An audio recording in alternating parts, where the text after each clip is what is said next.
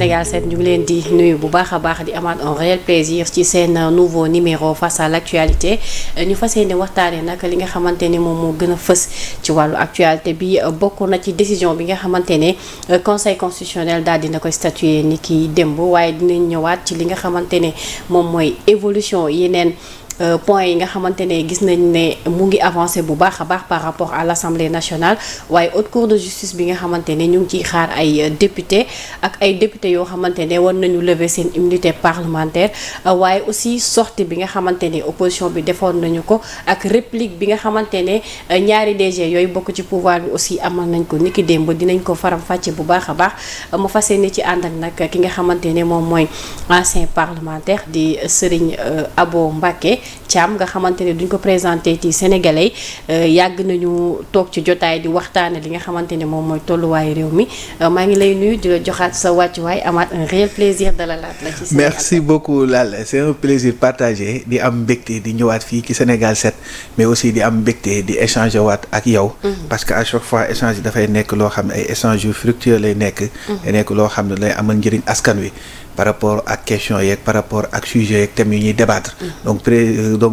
plaisir la di jàkkaarloo ak yow donc du nuyu mbokk internetu Sénégal 7 yëpp fépp foo xam ne ñu ngi fay nekk di ñu déglu jamono. merci beaucoup alors je pense que problème loi amnistie bi mas nañ ci toog. tout à fait ñu waxtaan ci depuis le départ ba tey. tout à fait yow bokkoon nga ci ñi nga xam ne waxoon nga ni àndoo d'abord sax ci tëgginu loi bi. tout à fait depuis biñ ko amalee bi ñu ñëwee toll ci li nga xamante ne moom mooy loi interprétative alors bi nga xamante ne jàllale nañ ko assemblée nationale ba majorité Pastef voté ko. Opposition bi dañu attaqué décision bi au niveau du conseil constitutionnel démb nag statué na xam leen ni li nga xamante ne moom mooy boobule loi interprétative dafa am contraire boo xamante ne ni tey dafa am ci constitution sénégalaise bi maanaam dëppoowul ak charte constitution sénégalaise bi nga xamante ne ñun ñëpp ci la ñu tonku léegi nag dañu gis depuis démb ci toile bi gis nañ interprétation yu bari ci pouvoir bi ci opposition bi ci société civile bi mais comme lu ñuy wax ki nga xamante peut-être moom moo maîtriser la matière wala mu am notion ci li nga xamante ne moom la ñuy waxtaanee dafay baax ñu dalal ko ci plateau bi mu d'abord ci fond beeg forme bi laa bëgg ñu taxaw fa parce que am na ñu ne article bi premier bi moom la ñu wax ne dafa contraire ak constitution bi mais rejeté wuñu recours bi ñeneen wax le contraire donc bëgg naa foofu ñu taxaw fa pour mu leer carrément balaa ñuy avancer. merci beaucoup Lalla comme ni nga ko waxee xam nga démb ba tey moom tout le monde est juriste dans ce pays là tout le monde est constitutionnaliste loolu mooy Sénégal quoi quand il y a un débat bërki démb on parlait de la révision des codes mais démb débat bi tourné wu na ci conseil constitutionnel ñëpp ne constitutionnel comme ni nga ko waxee moi j'étais contre la loi d'amnistie parce que man damaa bokk ci ñi gëm que ni loi d'amnistie boobu noonu jaarul yoon woon te warul woon am parce que il y a eu des morts d'hommes am na ci ñoo xam ne rey nañ leen jël nañ seen bakkan am na ci ñoo xam ne seen alal yàqu na am na ci ay mbir yoo xam ne am nañu moi j'étais pour que justice soit faite moo taxoon man j'avais voté contre la loi d'amnistie ci bi nga xam ni andi woon nañ ko à l'Assemblée nationale après problème juridique am na les gens avaient même parlé d'abrogation de la loi d'amnistie mais man je vais dire que ni bu ñu abroger la loi d'amnistie dañuy def li nga xam ne moo nekk le principe de la non rétroactivité des lois et le principe de sécurité juridique day tax tey jii nii pour ñu mën a topp ay nit dafay am difficulté et certains ont dit que ni même bu fekkee que ni mën nañ bind que ni buñ ko abroger mën nañoo topp ay nit mais buñ ko abroger ñu topp ay nit mais ça devient une loi beaucoup plus sévère que loi bi nga xam ne moom moo nekk moom lañ voté woon donc c'est par la suite si la Amadou Ba dugal une loi interprétative c'est-à-dire wax ni dafa bëgg a leeral loi d'amnistie bi pour wax que ni y a des faits yoo xam ni yu jëm ci ay meurtres yu jëm ci ay assassinats yu jëm ci ay yoo xam ni c'est puni par le droit international kenn mënu koo amnistier par rapport ak li nga xam ne moo nekk loi d'amnistie bi même bu fekkee dafa rapporté wu à des manifestations politiques ou ayant des motivations politiques wala li nga xam ne moo nekk ay ñaxtu la loi a été votée à l'Assemblée nationale boobu débat amoon na man première sortie bi ma njëkk a def bi ñu ma interpellé bi ñu ma ci laajee j'avais dit que moi j'avais des difficultés par rapport à la loi d'amnistie parce que une loi par rapport à la loi interprétative parce que une loi interprétative bu ñu koy wax mooy loi boo xam ni day ñëw di leeral lu leeru toon day ñëw di wax que ni lii dafa leerul mun na am divergence mën na lii affaire yooyu noonu day am problème maintenant il faut que ñu leeral ko. mais si c'est une loi qui vient pour modifier les dispositions de la loi initiale dootul nekkati une loi interprétative dafay nekk une nouvelle loi et bu nekkee une nouvelle loi ça devient beaucoup plus sévère. parce que dafa am loo xam ne loi interprétative yi daf ko dindi ci loi initiale bi am loo xam ne daf koo restreindre. loolu dafay nekk beaucoup plus sévère. donc loolu pour mu appliquer wu dafay poser li nga xam ne. donc loolu moo tax ñu doon wax ne une loi plus douce ne peut pas remplacer une loi plus sévère. parce que mooy une loi plus sévère mënut a remplacer loi bi plus douce. tey bu fekkee la loi tey na nga defoon benn fait ñu ne fait bi dañ koy condamner ci 2 ans. entre temps avant ñu lay juger mu intervenir que ni dafa am benn nouvelle loi boo xam ne day wax que ni fait yooyu noonu dañ koy àtte ci 3 ans lañ lay tëj léegi. mais yow kenn mënu la àtte ci 3 ans yooyu noonu. parce que c'est antérieur ak yow li nga xam ne ba muy def moo donc loolu pour ci dans l'avenir. ku defati lu mel noonu mën nañ la condamner ci lu mel noonu maintenant bi coow loolu amee on a voté la loi. on a saisi le conseil constitutionnel man damaa bokk ci nga xam ne gëwuma ni diw dafa gagné diw dafa perte diw dafa def lii man xam nga lan laa gis mooy nous sommes dans un état de droit il y a la séparation des pouvoirs le pouvoir exécutif le pouvoir législatif le pouvoir judiciaire l'initiative des lois pouvoir législatif ak pouvoir exécutif ñoom ñoo ko am kii proposition de loi la ko mën a defee kii projet de loi la ko mën a defee. il y a ñi nga xam ne ñoo nekk le pouvoir exécutif ñoom ñi nga xam ne ñoom ñoo chargé wu du juger li nga xam ni moo nekk conformité wu loi mais aussi du juger lépp loo xam ni loi daf koo réprimer loo xam ni législateurs yi ñoom dañ koo taxawal. ci loolu quand la loi a été votée des gens ont saisi le conseil constitutionnel pour demander ko à ce que ni cette loi est contraire à la constitution. parce que léegi loolu moo taxoon le président mënul woon promulguer tant que 8 jours yooyu ci diggante bi saisir nañu conseil constitutionnel donc tant que conseil joxewul sa décision le président mënul promulguer loi bi le conseil a sorti sa décision hier et les décisions du conseil constitutionnel sont insusceptibles de recours. li am mooy conseil dafa répondre sur la compétence. sur la recevabilité. ak ci fond bi. par rapport ak li nga xam ne moo jëm ci wàllum compétence am bi ko ñëwee saisiré l'Assemblée dafa répondre par le biais de son président l'agent judiciaire répondre pour wax que ni conseil constitutionnel yow amoo compétence pour di contrôler constitutionnalité loi interprétative ak la constitution et que yow say pouvoir li ngay def contrôle de constitutionnalité loolu loi interprétative yi bokk ci donc mënoo koo contrôler pour voir si c'est conforme à la constitution ou non. ñoom bi nga xamee ni wax nañ loolu le conseil a répondu pour dire que ni moom am na compétence pour contrôler constitutionnalité des lois bu mu mënti doon conformément à l'article 92 que ni tey moom am na compétence moo xam mu nekk loi interprétative ba pare ñoom ils avaient dit que ni le fait que loi interprétative bi dafa ànd ak loi initiale bi muy li nga xam ni moom moo nekk lële mooy loi d'amnistie bi et que tey loolu conseil constitutionnel ñoom bi ñuy ñëw loi d'amnistie bi loi interprétative bi kese lañ andi donc te loi interprétative ak loi kii bi ñoo ànd initial amnistie bi donc tey le conseil dafa war a déclarer loolu irrecevable et le fait que aussi y a des députés yoo xam ne ils n'ont pas signé que le conseil dafa war a déclarer loolu loi bi le recours irrecevable et le fait que aussi ñu dem andiwuñu exposé des motifs bi loolu aussi kii la moyen la pour déclarer le recours bi irrecevable le conseil a répondu pour dire que ni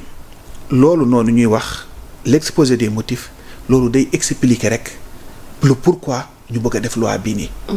mooy exposé des motifs bi donc le fait que boolu andiwuñu exposé des motifs bi loolu nekkul un motif pour déclarer irrecevable li nga xam ne moo lekk recours. Même le fait que d'autres députés ne l'ont pas signé loolu ne veut pas dire que ni le recours est irrecevable parce qu'il y a 24 députés yi nga xam ne ñoom ñoo ko saisir. Donc le conseil a répondu sur la compétence. Le conseil a répondu sur la recevabilité. ci li nga xam ne loolu yooyu ñaar yooyu yëpp dafa dàq argument yi nga xam ne moom la Assemblée nationale joxe. ak l'agent judiciaire de l'État argument joxe. Maintenant le conseil dafa ñëw ci li nga xam ne moo nekk fond bi. Et fond bi par rapport ak moyens yi nga xam ne moom la ñu dafa am ñaari choses yoo xam ne moom la conseil wax mooy l'alinéa premier. bu article premier bi. ak l'alinéa 2. ci alinéa bu njëkk bi le conseil am na ci loo xam ne ñii dañ ko waxoon par rapport ak l'intangibilité mooy l'opposition pour que wax que ni le fait que ñu jël yenn yi exclure leen dugal leen ci biir jël leen yi dugal ko le principe d'intangibilité ak affaire yoon dañ ko violer foofu le conseil a rejeté ce point bi de l'opposition pour wax que ni tey li nga xam ne moo jëm ci principe boobu noonu le fait que ñu génnee yenn mbir dugal yenn mbir mënuñu ci basé wu mais amaat beneen moyen boo xam ne mooy que cette loi interprétative est une loi nouvelle parce que ça modifie li nga xam ne loolu moo nekk loi initiale bi muy la loi d'amnistie et bu fekkee c'est une loi nouvelle ça devient une loi pénale beaucoup plus sévère par rapport ak loi d'amnistie bi le conseil a répondu et a rappelé l'alinéa 3 de l'article 9 de la constitution pour dire que ni tey nit ki mënuñu ko condamner ci ay faits yoo xam ne tey jii nii ci loo xam ne dafa ñëw pour gën a sévère au moment bi muy commettre faits yi mooy li ma doon expliquer sànq koo xam ne li la doon toppee ñu ngi koy attee ci 2 ans ci diggante bi mu am loi bu intervenir di ko attee ci 3 ans mënuñu la appliquer loi bi à 3 ans parce que dafa nekk loi bu ki sa et le conseil a dit que ni la loi d'amnistie n'a pas besoin d'une interprétation. foofu laa bëgg ñu taxaw parce que tey li tax mu wax loolu mooy dafa ne ci article 1er mu ne la loi d'amnistie bi amul benn ambiguïté amul lenn loo xam ne leerul ba ñu war ko mën a interpréter. Après mu ne le fait que Amadou Ba jël def interprétation am lu mu exclure am lu mu ci dugal loolu dafa modifier loi bi nga xam ne moo nekk loi d'amnistie bi. Article 1er bi donc l'alinéa 1er bi nga xam ne moom la Amadou Ba defoon c'est contraire à la constitution. kon donc loolu la conseil constitutionnel loolu la conseil wax ci article ci alinéa 1er mais mu amaat beneen boo demee ba loolu moo nekk ci considérant 17 considérant 18 considérant 19 ba considérant 20 soo jógee ci loolu mu ñëwaat ci beneen alinéa mooy l'alinéa 2 bi nga xam ne moom moo ci ëpp moo andi ay coow par rapport ak les considérants 28 29 30 31 parce que Amadou bi ñuy bind loi bi dafa bindoon que ni les actes de torture les meurtres les assassinats ak tout cela loolu mënul bokk kenn mënu koo amnistier et le conseil a répondu parce que j'ai vu des gens dire que ni le conseil a fait une interprétation autre le conseil n'a fait que rappeler une disposition constitutionnelle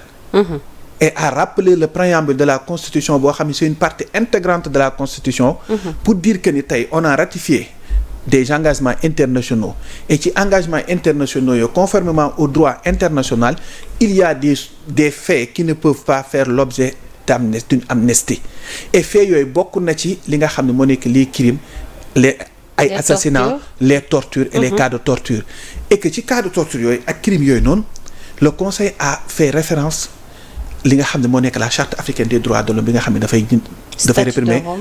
torture rek ak ci affaire ay traitement inhumain dégradant yooyu le conseil a fait appel à l'article 3 l'article 9 de la constitution parce que article 9 de la constitution boobu noonu li nga xam ne moo jëm ci les faits yooyu noonu muy wax mooy yi nga xam ne sont imprescriptibles crimes yooyu mu ngi dugg ci ñu ngi koy andi en 2008 avec la révision constitutionnelle bu 2008 boobu dafa posé woon même débat pour dire que ni cette révision constitutionnelle viole le principe de la non-rétroactivité et remet en cause la loi Ezzan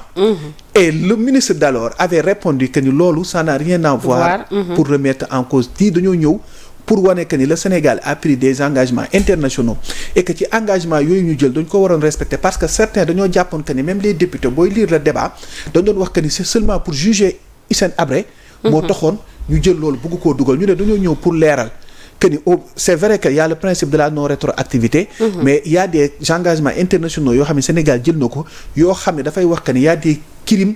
yoo xam ni c'est imprescriptible et imprescriptible boobu loolu xam nga tey en droit dafa am loo xam ne dafay am mooy bu fekkee dafa nekk crime bu defee 10 ans te kenn te l'action publique ne déclenché wuñu ko l'action est éteinte c'est-à-dire il y a la prescription de l'action publique maintenant fii ñu ne y a des crimes yoo xam ne c'est imprescriptible et crimes yooyu imprescriptible yooyu noonu moo bokk ci les crimes de guerre crimes contre l'humanité les le génocide ak les tortures. Donc le conseil a rappelé que ni lii nii on n'a pas besoin di ko def ci une loi d'amnistie parce que ce sont des engagements internationaux. Ce sont des choses qui ont et constitution réglé na ko. moo tax le conseil a dit que Amadou Ba mënoo ñëw ngay bind di wax que ni lii bokk ci loi d'amnistie bokk ci lenn da koy déclarer contraire à la constitution. Et léegi foofu man dama am benn problème aussi dama ko am ci décision conseil constitutionnel bi peut-être que après mooy xam nga le conseil dit que ni Amadou Ba mënuñoo jël xam nga Amadou dafa rappeler. pour wax que ni il y a les cas de meurtre les cas d'assassinat. les cas de torture yooyu noonu mënul bokk ci loi d'amnistie. xam nga tey moi je trouve que si le conseil dit que ça c'est contraire à la loi. parce que dafa ne l'alinéa 2 est contraire à la constitution. Et c'est contraire à la constitution alors que lui il ne fait que rappeler. Et le conseil revient dire que ni li nga xam ne moo nekk les cas de torture les meurtres les assassinats ak yooyu noonu mënul bokk ci loi d'amnistie. Donc léegi dans tout cela léegi nag bu mu defee loolu yëpp le conseil dafa retenir une chose mooy l'article 1er de la loi d'amnistie est contraire à la constitution. Pourquoi les autres dispositions le conseil tiw ci parce que bu ñuy wax loi d'amnistie li tax ñu koy wax dëgg c'est l'article 1er. parce que foofu la ñuy waxee lu ñu amnistier le reste mooy ñëw wax que ni tey amnistie am na mais mun nañ def tey li nga xam ne loolu moo nekk demander des dommages et intérêts. ku mu neex nga dem demander dommages et intérêts par rapport ak lii ñëwaat aussi par rapport ak li nga xam ne moo nekk wax que ni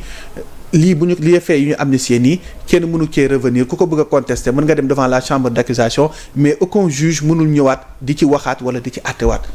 loolu moo nekkoon ci loi initiale bi loolu moo nekk ci loi bi te loolu kenn mënu ko dire que nii moo tax quand bu article 1er bi tëbee rek loolu mooy sens bi. ok et c'est article 1er boobu noonu moom le conseil constitutionnel wax ne c'est contraire à la constitution et le conseil et maintenant ce qui veut dire que ni la loi d'amnistie est toujours maintenue. parce que la loi d'amnistie le conseil a dit que la loi d'amnistie nekk amul benn ambiguïté amul lenn loo xam ne leeru ci léegi maintenant moi je trouve que ni débat bii nii ñu nekk entretenir nii. débat boobu noonu dañ ko nar a entretenir mais même devant les juridictions de jugement. parce que ça sera un long débat. un long processus boo xam ni peut-être d'autres décisions de justice dinañu gën a. lu tax ma wax loolu mooy dañu gis ne depuis démb suñu sukkandikoo ci poste yi. bu la neexee nga ni opposition bi dafa am dëgg. su la neexee nga ni Pastef dafa am dëgg parce que c'est-à-dire Pastef lu ci ëpp ñoom seen poste yi da ngay gis ne li leen intéressé mooy impunité wa bañ a am. te on sent que ni ñoom xam nañ ne impunité du am. mais ñeneen ñi dañu gis ne dañu rejeter recours bi donc ñoom aussi li ñu bëgg sotti na maintenant dans ce cadre fi ñu tollu abo la quintessence tey mooy que ñun ñëpp d'accord nañ ni dafa am lu xew de 2021 jusqu'en 2024 et que waruñu bàyyi loolu mu jàll parce que nag dafa am ay nit yu décédé léegi nag tey lan moo war a nekk taxawaayu justice bi dans tout ça. mooy li may wax mooy d'abord damay préciser que ni ces faits-là il y avait pas d'impunité parce que c'était prévu par la constitution mooy que ni lii nii c'est des engagements internationaux yoo xam ne ku ko def dañ laa war a topp. ok beneen bi ci des mooy le recours on n'a pas rejeté le recours. ok le conseil a déclaré recevable le recours de l'opposition. Et le conseil a dit que ni l'article 1er li taxoon ñu doon wax yépp def loi interprétative li taxoon gars yi jóg yëpp li taxoon assemblée voté loolu yëpp article 1er boobu c'est contraire à la constitution. D'accord. léegi leneen lu ci am mooy ñun ñëpp bëgg nañ que justice soit faite. que justice soit rendue. moo tax moi je trouve que ni il est temps de réformer nos textes. de réformer. li nga xam ne moo nekk laa bëggoon ñëw parce que problème bi mooy constitution bi ci boppam. moom dañuy gis ne à chaque fois bu problème amee ci cadre juridiction yi rek. dañuy référé wu ci textes yi et que textes yi lu ci ëpp dafa erroné. dafa erroné ba pare dafa am incohérence des fois les textes da ngay ñëw texte bi wax la lii nga ñëw texte bële wax la lee alors que nous on fait du mimétisme dañoo def du mimétisme juridique c'est-à-dire dañoo dem copier li nekk ci France. ñëw def ko ci alors que droit dafay évoluer man tey bokk moo taxoon moi j'ai toujours voulu que ñu am une réforme du conseil constitutionnel. mais est-ce que révision dina parce que réforme boobu noonu mooy permettre ñu am une cour constitutionnelle. Et cour constitutionnelle boobu dina permettre tey day gën a yaatal. décision yi nga xam ne moom la conseil constitutionnel comme la cour constitutionnelle du Bénin. parce que tey dina permettre tey jii nii ñu tey lii expliquer yi am problème bi am kii naan lii la conseil bëgg a wax kii naan la kenn di ko interpréter dina permettre les gens bu ñu mën a saisiraat le conseil constitutionnel. bu ñu amoon cour constitutionnelle. waaw parce que nit ñi ñoom mënuñu sax def appel mënuñu def recours mënuñu def leen donc il est urgent. donc texte yi lañ war a xool ñu am une cour constitutionnelle changer texte yi. maintenant li may wax ne ni dafay nekkaat prolongement benn bataille judiciaire. boo xam ne dafay amaat tey jii nii tey pour les cas de torture c'est clair c'est net que ni tey ñi nga xam ne torturé nañ leen tey. comme le cas de Pape Abdoulaye Touré qui avait même porté plainte. te bi mu porté plainte dañ ko recevoir. parce que les cas de torture c'est kenn mënu koo amnistier. les traitements inhumains et dégradants kenn mënu koo amnistier. ce sont des faits léegi assassinats yi ak yi on parle de meurtre imprescriptible. Maintenant la question de droit bi nit ñi di poser et qui peuvent être posés devant le juge est-ce que tous les meurtres sont imprescriptibles. waaw loolu tamit question la. loolu c'est une question. boo xam ne tey jii nii peut-être que c'est le juge bi nga xam ne moo war a àtte ji ëllëg moom moo ñu si mën a édifier parce que tey moi je trouve que ni tous les meurtres ne sont pas imprescriptibles parce que y a des meurtres yoo xam ne c'est prescriptible mais tout meurtre boo xam ne c'est dans le cadre booy dafa rapporté wu ak crime de guerre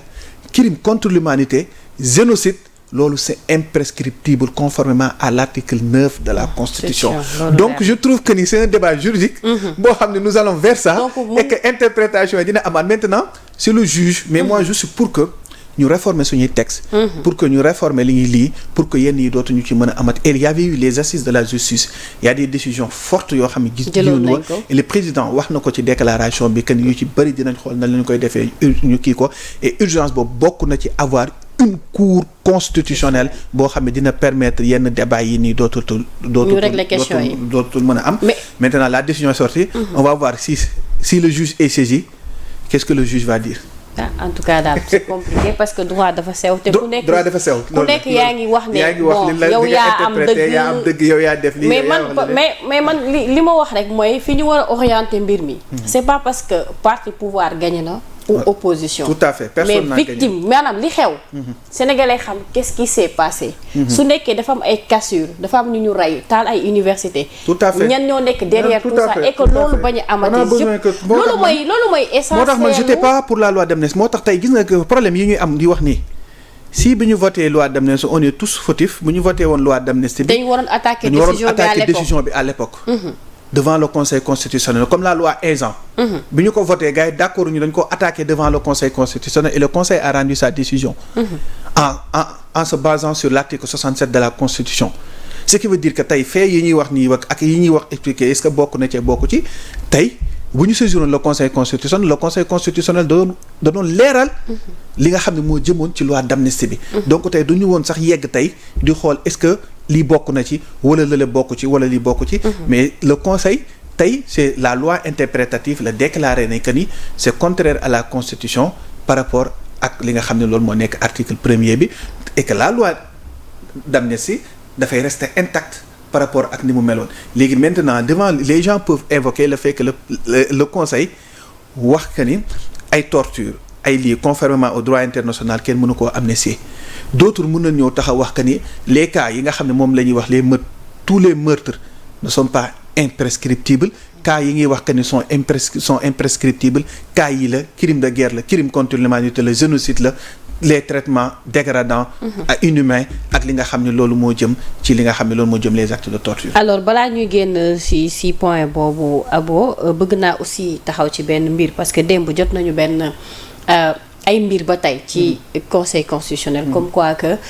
permettre na aussi beneen possibilité mooy victimes yi ñoom en personne mun nañu saisir la justice directement su fekkente ne jàpp nañ ne dañu subir injustice soit bu dee comme wax naa ko léegi kaw Pape Abdoulaye Touré mais peut-être ñeneen ñi nga xamante ne jot nañu am ay blessures wala dund nañ loo xamante ne injustice la c'est ça léegi ñooñu am nañ possibilité de saisir ils ont la possibilité de saisir la justice et loolu ils l'ont depuis même bi fi loi d'amnistie bee nekkee woon ils avaient la possibilité des gens qui ont été torturés des gens yoo xam ne dañ leen def ay traitements dégradants inhumains ils avaient la possibilité de saisir la justice même avec la loi d'amnistie boobu noonu. Alors est-ce que nekkul loi amnistie bi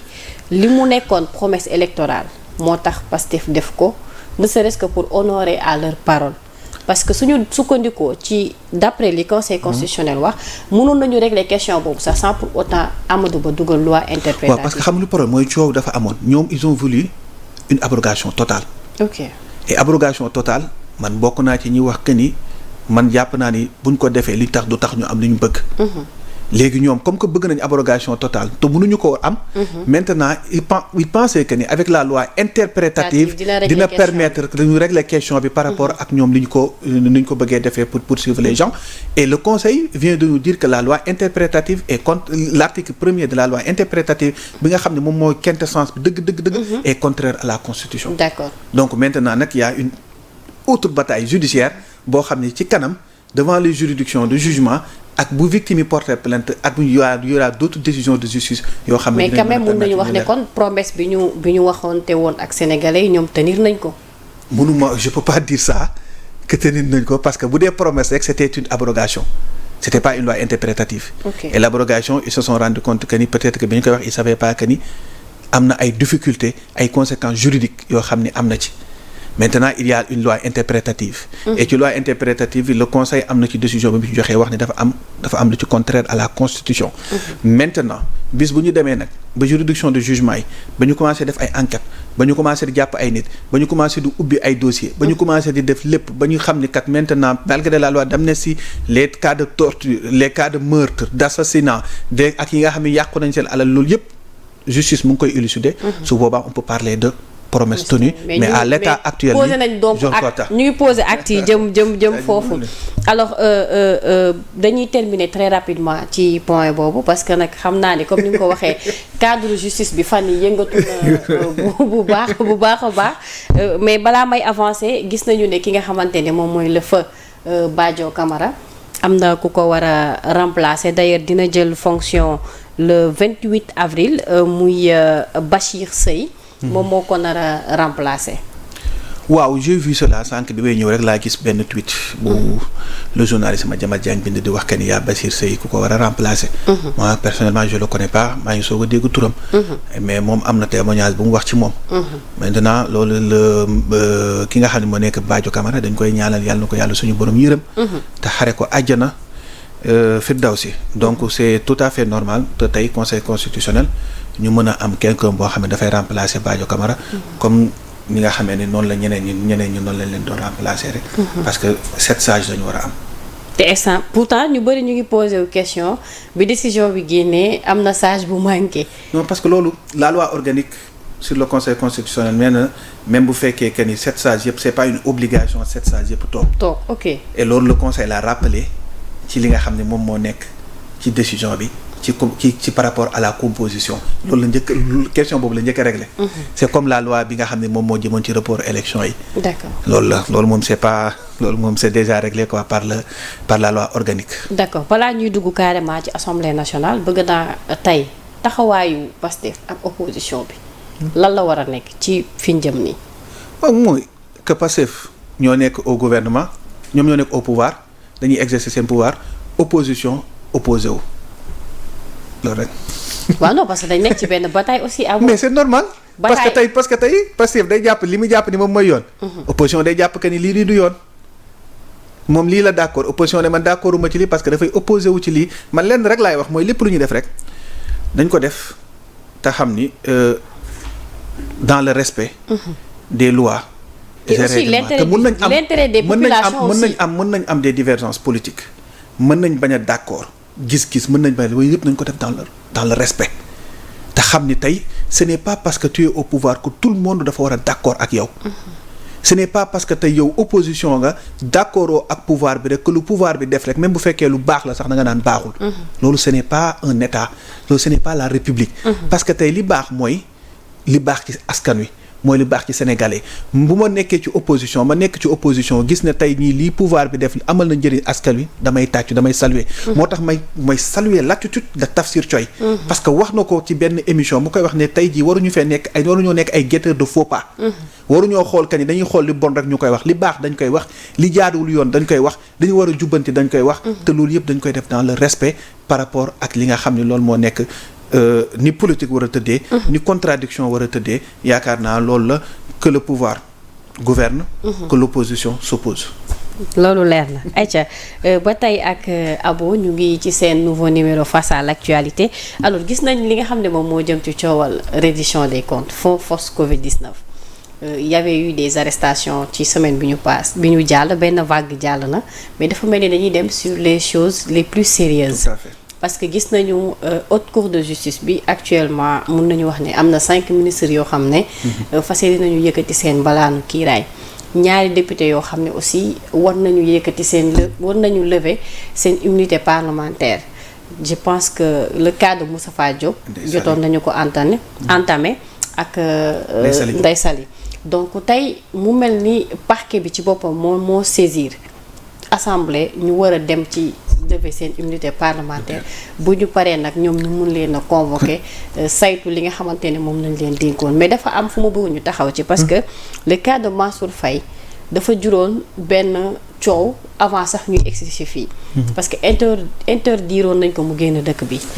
mu def 2 reprises ba 3 reprises par la suite lañ ko génneel décision bu officielle notifié ko tey bokk na ci 5 ministres yi nga xamante ne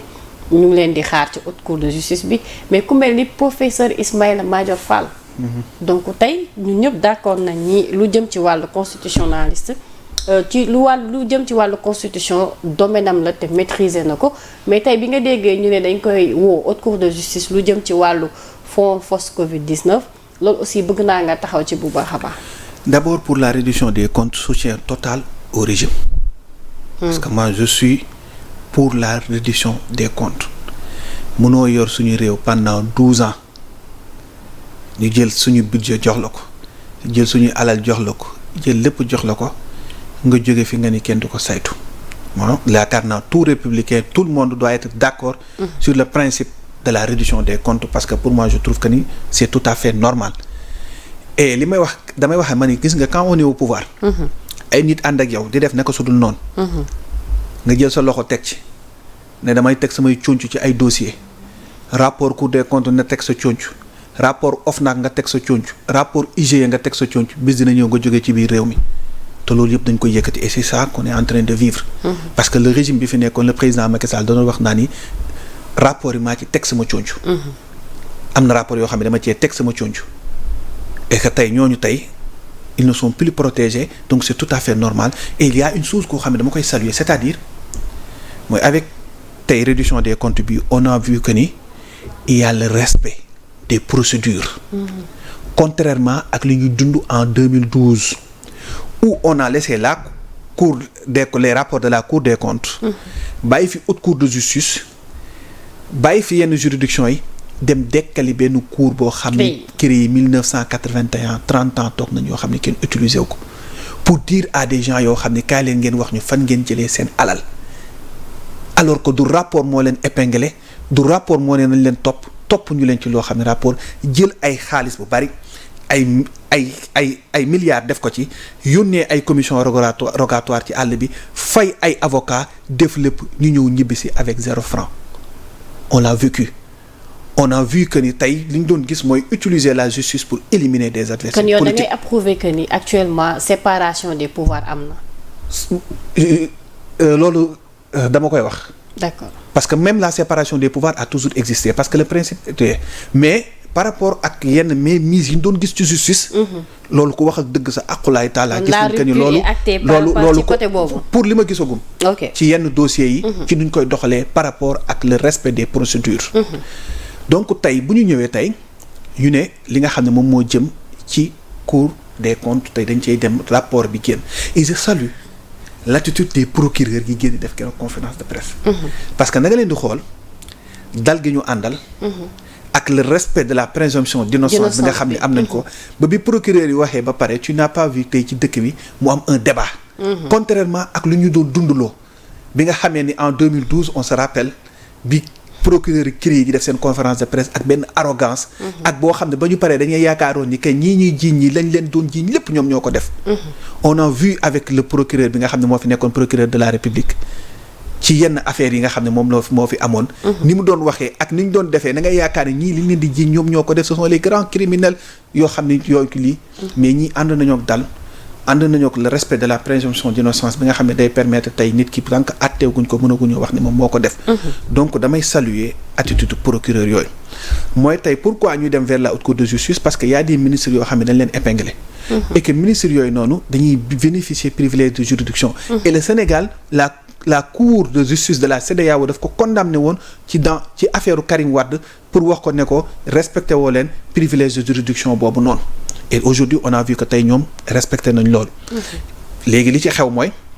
am na ci ñoo xam ne ay député lañ on va vers la levée de leur immunité parlementaire ba pare. léegi bu ñu lever seen immunité parlementaire maintenant il y a ce qu'on appelle la résolution de mise en accusation.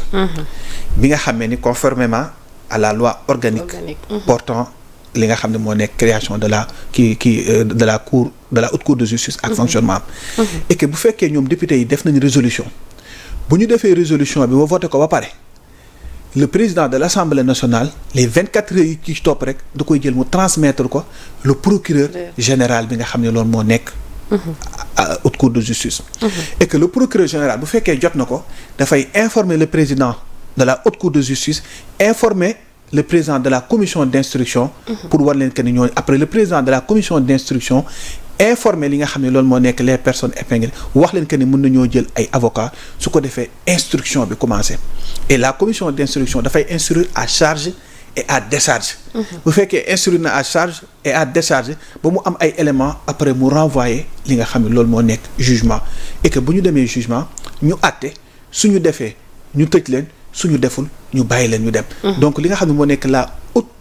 kuy li nga xam ne moo nekk respect procédure boobu noonu. dama koy saluer. parce que tey gisaguñu tey ñu dem di saisir la CEDEAO pour demander à ce que ni on a violé les droits de telle personne wala respecté wuñu procédure parce que dossier yu ci bari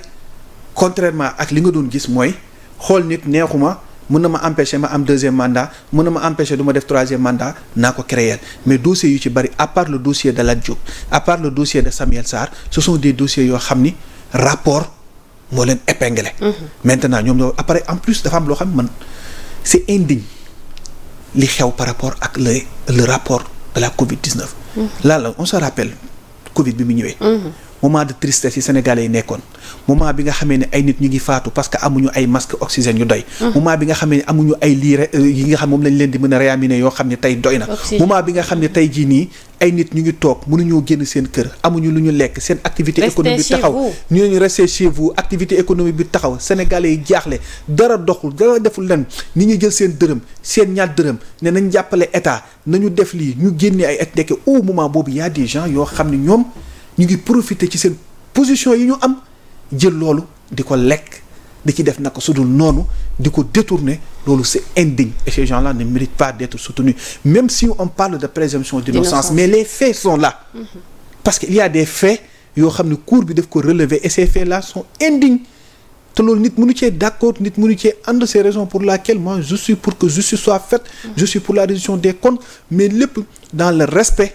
des droits de la défense dans le respect li nga xam ne moo nekk les lois et règlements yi nga xam ne di nga ko par rapport ak le cas d'Ismaïla Madior Fall moi j'ai vu que ni pour le moment bokkul ci ñi nga xam ne dañ leen di topp par rapport ak dossier Covid parce que je rappelle à l'époque je pense pas qu'il n'était pas ministre je pense boo xam ne amoon na portefeuille ministériel bu tax parce qu'il a été ministre de la justice ministre des affaires étrangères donc on dit que c'est un autre dossier j'attends de voir lan la ñuy wax parce que am na lii lu ma gis lu ci libération wax bind mais loolu man convaincre guma j'attends de voir bu ñu lever li nga xam ne moo nekk yow li bu ñu defee mise en accusation bi lan lañ koy toppee ak lan et su boobaa on pourra en toute objectivité apprécier par rapport ak li nga xam ne loolu moo nekk son cas. je pense que loolu leer na alors fi ñuy terminer très rapidement balaa waxtu bi di ñu gën a tënk mooy sortie bi nga xamante ne démb ñaari ñooñu Pastef def nañu ko muy maître Ngagne Demba Touré Jean-Michel Sène pour apporter seen réplique par rapport ak Thierno Alassane Sall ci gestion waaye aussi peut-être ci mbir yoo xam ne jàppoon na ni scandale la ñoom si seen côté ku nekk apporter nga réplique mais tey ci ni nga gisee seen doxalin la démarche bi nga xam ne tey ñaari côté yépp def nañ ko naka nga gisee loolu. fu dëgg ne yàlla awma commentaire bu ma ciy def Thierno Alassane Sall a parlé ñoom ñu parlé s'il y a deux camps qui s'opposent kii day wax. mais loolu moo daf leen invité ci débat. léegi da leen invité ci débat ñoom. léegi moom non xam nga c'est Ousmane qui avait invité Thierno Alassane Sall ci débat Assemblée nationale si bu fekkee juumuma loolu laa dégg ñuy wax que ni moom moo ko invité à ce que ci yenn question yi mën nañ cee débattre Thierno Alassane Sall génn na wax ne moom pare na pour débattre par rapport ak yenn questions yi noonu. mais à la place de Ousmane il y a les deux directeurs généraux ñoom ñu génn ñoom ñu tontu mais li may wax mooy que ni wax la ak tontu ak jëfalante. mais ku ci nekk déglu nga leen. entre fu ma waxee dëgg rek ak sama aqulaay taala je n'ai pas écouté. d'accord wax fa dëgg neex mais bataille kii bi comment dirais sax débat d'idées bi en fait parce que. non débat d'idées moom man je suis d'accord pour que ñu élever le niveau du débat. ñu génn ci ay invectives ñu génn ci ay waxi robinet ñu génn ci ay waxi grand place ñu génn ci lenn ñu élever le niveau débat moo xam débat économique la moo xam débat judiciaire la moo xam lu mu mënti doon. moi je suis pour ça te loolu képp ku koy nekk ku ci def moo xam pouvoir nga ne moo xam opposition nga nekk dama la ciy encourager. parce que loolu mooy jëmale askan wi kanam. challenger le gouvernement sur le plan économique. ne leen lii moo nekk seen gis-gis lii ngeen ci lii man d'accorduma ci lii boo leen ko defee dina andi lii comme le fait Tafsir Thioye. Tafsir il est dans ça te à l'époque moom nee woon na du moins semaine passée bi gars yi boycotté moom nee na àndul ci loolu. mais il avait raison parce que dañu waroon dem jàkkaarloo. il a raison ki nga xamante ne moom mooy premier ministre. il a raison lancé ko parce que Tafsir c'est un disciple de Wade. il a raison am na ci loo xam ne doo ko daw. da nga jàpp ni dañ daw. non dañ loolu daw la parce que je suis pas d'accord. Un député qui est dit yow tu es député tu es payé c'est le même cas des députés yi nga xam ne dañ leen di fay suñu xaalis te bi installation lañ gëj assemblée nationale installation lañ fa gëj du ñu ñëw commission du ñu ñëw plénière du ñu ñëw fenn ka weer bi dee ñu jot seen salaire. donc munoo yow tey nga ni député la tu es payé déggoon mu ne loolu dañu war a mais c'est tout à fait normal parce que tey yow mënoon nga député la ñu jël la fay la suñu xaaj nga ñëw toog nga ni non il y a les questions d'actualité au gouvernement moi je salue. c'est une bonne chose parce que ñun suñu législature benn yoon lañ ko am ak Amadou Ba. Tafsir Thioye avait demandé au premier ministre est-ce que di nga jël engagement pour ñëw fii chaque mois mu jël engagement bi et boobu ba tey mu ngi respecter engagement bi. parlons d'économie. parlons de la santé de l'éducation de l'élevage man député bi su ma nekkee opposition je parle de ça bu fekkee moom mi nekk exécutif daf maa tontu nekk ci débat mbedd les Sénégalais vont juger. mais du ma toog naan du ma dem parce que su ma alors que ñoom ñu koy wax je rappelle amul lu ñu deful ci assemblée nationale bi andi nañ fa ay gendarme ñu génnee ay député andi nañ fa ay gendarme ñu génnee ay député yóbbu leen ci ruq assemblée nationale yi di leen dóor amul force moo tax d'autres personnes de l'opposition bu ñuy wax moi je peux comprendre mais les gens de l'APR moi je ne peux pas comprendre tey ñoom ñuy toog di wax nañu boycotter parce que loolu alors que ñoom amul lu ñu deful ci assemblée nationale boobu un ministre ñëw na fa taxaw di menacer les gens man un ministre menacer na ma fa. yow mi kan la man mii muy Mame Mbaye Niang. te tey bokk nañu njëkk a daw génn ci biir réew mi naan ma yow boo moytul ni ma def ñeneen ñi noonu laay def sa candidat. Sab Sagna Mbaye ñëw na fa di manquer respect député mais ñun dañoo jóg ñun député yëpp jàkkaarloo ak moom. parce que assemblée nationale c'est le lieu ba xam ne c'est le lieu boobu xam ne fa la député di liggéey sama place man doo ma fekk sama place ba pare di ma yëpp. loolu lépp xew na fa. te ñoom ñii ñoo nekkoon au pouvoir ñoom ñoo amoon majorité assemblée nationale su nit ñi di wax da ngay taxaw ci PPT bi wax ñu lay yóoxu wala ñu lay saaga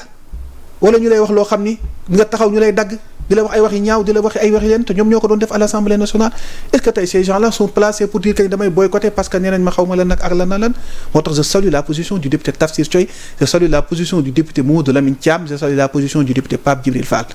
allons na leen dem challenger gouvernement bi ñu wax ñu tontu ne leen lii d'accord ci lii d'accord après les Sénégalais vont juger. loolu leer na en tout cas Abou amoon nañu un réel plaisir dalal la vraiment waxtaan bi neex na waaye xam nga lu neex du doy dañu koy toog ba beneen yoon bu ko defee ñu yeggali ma bàyyi la nga tàggatoo ak internet ci bopp. merci beaucoup Lalla man maa am mbégte bu baax a baax échanger ak yow. et di la remercier waat bu baax a baax ci invitation bi. parce que waxtaan yi am na solo questions yi am na solo parce que ce sont des questions yoo xam ne jamono ji moom moo soxal askan wi. moom moo soxal actualité bi comme ni ma ko waxee donc c'est un privilège ak mbégte la à chaque fois di jàkkaarloo ak yow. et di remercier bu baax a baax ñi nga xam ne ñëpp ñu ngi doon déglu ci fi nga xam ne moo nekk Sénégal 7. merci beaucoup xam naa ni ba temps yi rek. bu Inch'Allah. évolution ameetee ñu dalalaat la. Inch'Allah. donc merci beaucoup mu nekkoon ancien parlementaire Serigne Abo Mbacké Thiam di ko jaajëfal bu baax a baax ci coordination bi junior mention spéciale à la régie sama lébu VIP boobu tuuti net maa tuuti t'adore ak Babacar maa ngi koy jaajëfal sama taalibe Baye Niass boobu mais moom dañuy xuloo tout le temps nag